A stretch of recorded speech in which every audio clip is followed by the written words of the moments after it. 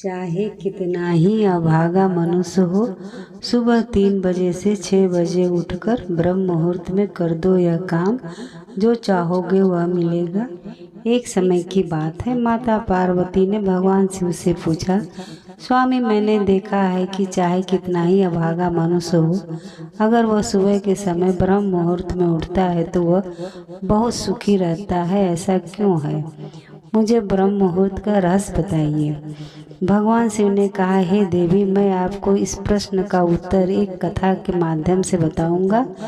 कृपया आप इस कथा को ध्यानपूर्वक सुनना, और जो भी मनुष्य इस कथा को पूरा सुनेगा वह कभी भी इस अवसर को अपने हाथ से जाने नहीं देगा।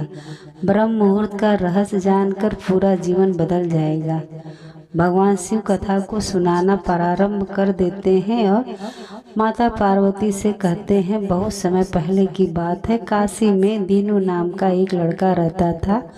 वह बहुत ही अच्छा था, लेकिन एक गलत आदत थी।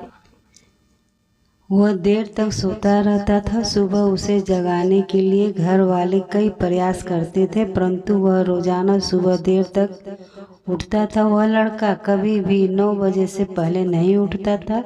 जब वह बालक था तब परिवार वालों ने सोचा कि जब वह बड़ा हो जाएगा तो इसकी आदत में सुधार हो जाएगी, परंतु वह लड़का जैसे जैसे बड़ा होता गया उसकी यह आदत और भी ज़्यादा गहरी होती चली गई। दुनिया इधर से उधर हो सकती थी, लेकिन वह लड़का कभी भी जल्दी नहीं उठ पाता था। उसके पिता उसकी इस आदत से बहुत ज़्यादा परेशान रहने लगा था। उस लड़के को ढेरों नकारात्मक शक्तियों ने घेर लिया था। वो कब सभी को पलटकर जवाब देता था और दिन भर उदास रहता था। इसका असर उसके स्वास्थ्य पर भी पड़ रहा था। जब उस लड़के को यह पता चल लगा कि उसके सारे मित्र सफलता को प्राप्त कर चुके हैं, तब वह और भी ज़्यादा चिंतित हो गया और ईश्वर को कोसने लगा। वह बार बार यही कहता था कि मेरी किस्मत ही खराब है, परंतु उसके पिता अच्छी तरह से जानते थे कि उस लड़के के असफल होने के पीछे क्या कारण है। भगवान शिव ने कहा, हे देवी, फिर एक दिन की बात है, उसके पिता को किसी सन्यासी के बारे में पता चला। उसने तुरंत अपने बेटे की समस्या को लेकर उस सन्यासी के पास जाने का निर्णय किया। सन्यासी को बेटे की आदतों के बारे में बताया और सन्यासी ने कहा कि कल आप अपने बेटे को इस आश्रम में आने को कहिए। फिर उस लड़के का पिता अपने घर की ओर चला गया। उसे पता था कि अगर वह सीधे तरीके से अपने बेटे को सन्यासी से मिलने के लिए कहेगा तो वह कभी तैयार नहीं होगा। उसने अपने बेटे को अपने पास बुलाया और कहा, तुम्हारे सारे मित्र जीवन में सफलता प्राप्त कर चुके हैं, क्या तुम सफल नहीं होना चाहते हो? लड़के ने उत्तर दिया कि जरूर पिताजी, परंतु जब भी मैं अपने मित्रों से उनकी सफलता का रहस्य पूछता हूँ तो वह मुझे कुछ नहीं बताते हैं। भगवान शिव ने कहा, हे देवी, फिर उसके पिता ने कहा कि मुझे यह रहस्य पता चल गया है कि वह सभी क्यों सफल होते जा रहे हैं। तब उस लड़के ने बड़ी उत्सुकता से पूछा, क्या पता चल गया है पिताजी? कृपया करके आप मुझे बताइए। उसके पिता ने कहा कि कल सुबह तुम्हें एक सन्यासी के आश्रम में जाकर उनसे मिलना है। यदि तुम वहां पर समय से पहुंच गए हो तो वह सन्यासी तुम्हें ऐसा मंत्र बताएंगे जिससे तुम सफल हो जाओगे, परंतु एक समस्या है। लड़के ने कहा कि पिताजी, मैं कल पूरी रात जागता रहूंगा और सुबह सन्यासी से मिलकर आऊंगा। उसके पिता ने कहा कि ठीक है, तुम वहां जाकर उस सन्यासी की आज्ञा को मानना। पिता की बात सुनकर वह लड़का बहुत अधिक खुश हुआ। जीवन में पहली बार रात्रि में वह जागता रहा, परंतु थोड़े ही समय में उसे नींद आ गई और वह सो गया। फिर अगले सुबह जब वह उठा तो उसे पता चला कि सन्यासी से मिलने का समय समाप्त हो चुका था। उसके पिता ने लड़के की तरफ देखा और कहा कि तुम जीवन में कभी सफल नहीं हो पाओगे, जाओ और जाकर सो जाओ। पिता की यह बात सुनकर उस लड़के को बहुत दुख हुआ। उसने मन ही मन स्वयं को चुनौती दी कि कल सुबह वह सन्यासी से मिलने अवश्य जाएगा।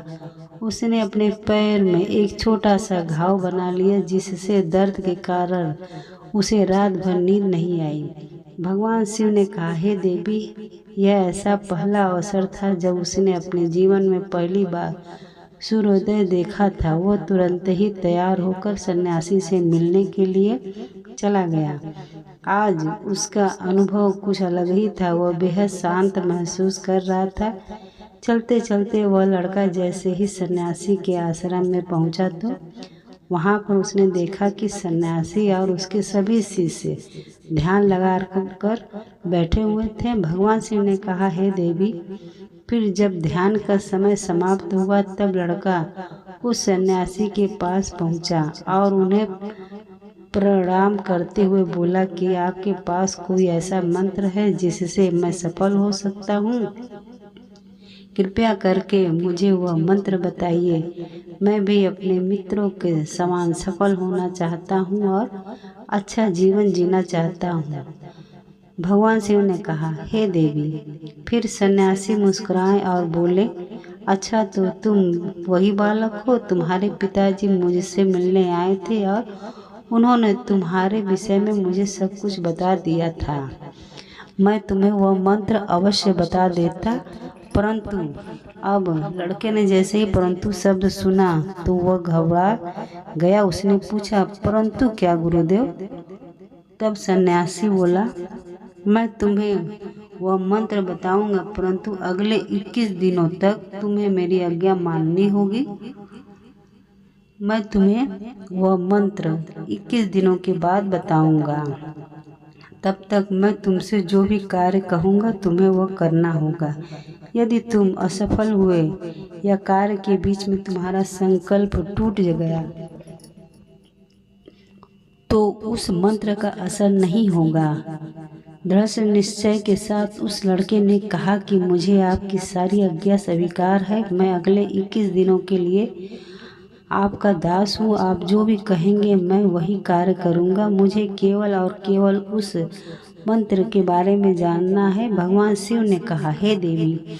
फिर सन्यासी ने उस लड़के से कहा कि ठीक है, कल से तुम्हारा कार्य शुरू होगा। तुम इसी आश्रम में निवास करोगे। वह लड़का आश्रम में निवास करने के लिए तैयार हो गया। सन्यासी ने कहा कि यहाँ रहते हुए तुम्हें ब्रह्म मुहूर्त में उठना होगा और दूसरे शिष्यों की तरह ध्यान और तप करना होगा। साथ ही आश्रम के कार्यों में भी सहायता करनी होगी। ध्यान रहे, यह संकल्प टूटना नहीं चाहिए। भगवान शिव ने कहा, हे देवी। अब लड़का सन्यासी की बात से सहमत हो गया और अगले दिन से उसके कार्य के दिन की शुरुआत थी। इस बार उसने दृढ़ निश्चय किया, परंतु 1 सप्ताह बीतने के पश्चात ही उसका संकल्प टूट गया और वह 8वें दिन देर तक सोता रहा। जब वह नींद से जागा तो उसने कहा कि मुझसे कितनी बड़ी भूल हो गई। वह रोते हुए सन्यासी के पास पहुंचा और कहने लगा कि हे गुरुदेव, मेरा संकल्प टूट गया। अब मैं जीवन में कभी सफल नहीं हो पाऊंगा। सन्यासी ने उससे समझाते हुए कहा कि एक बार फिर से शुरुआत करो, फिर से संकल्प करो। फिर लड़के ने सन्यासी से पूछा कि सुबह उठना इतना आवश्यक क्यों होता है और यहाँ पर सभी लोग इतनी जल्दी क्यों उठ जाते हैं? भगवान शिव ने कहा, हे देवी। तब सन्यासी ने लड़के को समझाते हुए कहा कि सुबह यानी ब्रह्म मुहूर्त में उठने के पीछे बहुत बड़ा विज्ञान छुपा हुआ है। लड़के ने कहा कि कृपया मुझे वह विज्ञान बताने की कृपा करें। सन्यासी ने कहा कि रात्रि को 4 पहर में बांटा गया है। पहला रुद्र काल, जिसका समय शाम 6 बजे से लेकर 9 बजे तक होता है। दूसरा राक्षस काल, जिसका समय रात्रि 9 बजे से 12 बजे तक होता है। तीसरा गंधर्व काल, जिसका समय रात्रि 12 बजे से 3 बजे तक होता है। और सबसे अंत में जो पहर आता है उसे मनोहर काल कहते हैं। इस समय को ब्रह्म मुहूर्त या अमृत बेला के नाम से भी जाना जाता है। इसका समय भोर 3 बजे से सुबह 6 बजे तक होता है। यह वह समय होता है जब पूरे संसार की नकारात्मक शक्तियाँ निष्क्रिय अवस्था में होती हैं और सकारात्मक शक्तियाँ सक्रिय होती हैं। ब्रह्म मुहूर्त अर्थात देव मुहूर्त। ब्रह्म मुहूर्त का अर्थ देवताओं का समय होता है। भगवान शिव ने कहा, हे देवी। वह सन्यासी आगे कहता है, इस समय देवता धरती पर विचरण कर रहे होते हैं और जागृत मनुष्य पर उनका बड़ा ही सकारात्मक प्रभाव पड़ता है। ब्रह्म मुहूर्त ऐसा समय होता है जिसमें मनुष्य का मस्तिष्क बिल्कुल खाली होता है, जिसमें किसी प्रकार के कोई विचार नहीं होते हैं। और जब इस समय व्यक्ति अपनी पुस्तक खोलकर पाठ का अध्ययन करते हैं तो उन्हें सब कुछ जल्दी जल्दी याद भी होता है और वह लंबे समय तक याद रहता है। यह ऐसा समय है जिसमें हम ज्ञान को समझने का प्रयास करते हैं। इस कारण आश्रम के सभी शिष्य और संसार में बहुत से ज्ञानी लोग ब्रह्म मुहूर्त में ही उठ जाते हैं। प्राचीन काल में रोशनी का कोई स्रोत न होने के कारण लोग अपने दिन का समापन सूर्यास्त के समय और आरंभ सूर्योदय के समय करते थे। यह एक तरीका है जिससे मानव जीवन प्रकृति के साथ तालमेल बनाकर चलता है। भगवान शिव ने कहा, हे देवी। फिर उस लड़के ने कहा कि ठीक है, मैं कल से अपना संकल्प फिर से शुरू करता हूँ, परंतु ब्रह्म मुहूर्त में उठकर मुझे क्या क्या करना चाहिए? तब सन्यासी ने कहा कि ठीक है, मैं तुम्हें बताता हूँ कि ब्रह्म मुहूर्त में क्या करना चाहिए और कैसे करना चाहिए। सबसे पहले उठकर धरती माता पर पाँव रखने से पहले धरती माता को प्रणाम करना चाहिए और अपनी दोनों हथेलियों को देखना चाहिए और ईश्वर को धन्यवाद देना चाहिए कि उन्होंने तुम्हें आज का सूर्योदय देखने का अवसर दिया है। इसके बाद नित्य कर्म और स्नान करने से शरीर की ही नहीं बल्कि मन की शुद्धता भी बढ़ती है। स्नान करने के पश्चात ध्यान की प्रक्रिया होती है। ब्रह्म मुहूर्त में ध्यान की अवधि 21 दिन तक होती है। इस विधि का उपयोग तब किया जाता है जब आप अपनी कोई मनोकामना की पूर्ति चाहते हैं। यह ऐसा समय होता है जब व्यक्ति अपने आज्ञा चक्र को सक्रिय करने पर काम करते हैं। भगवान शिव ने कहा, हे देवी। आगे वह सन्यासी कहता है, आज्ञा चक्र दोनों भवों के बीच होता है। यह संकल्प का स्थान भी कहा जाता है। अगर इस चक्र पर ध्यान केंद्रित किया जाए और अपनी मनोकामना को बार बार दोहराया जाए तो मात्र 21 दिनों के भीतर वह मनोकामना पूरी हो जाती है। अगर आपके मन में कोई अधूरी मनोकामना है और आप उसे पूरी करना चाहते हैं तब उसे सबसे पहले उस मनोकामना का स्पष्टीकरण कर लें।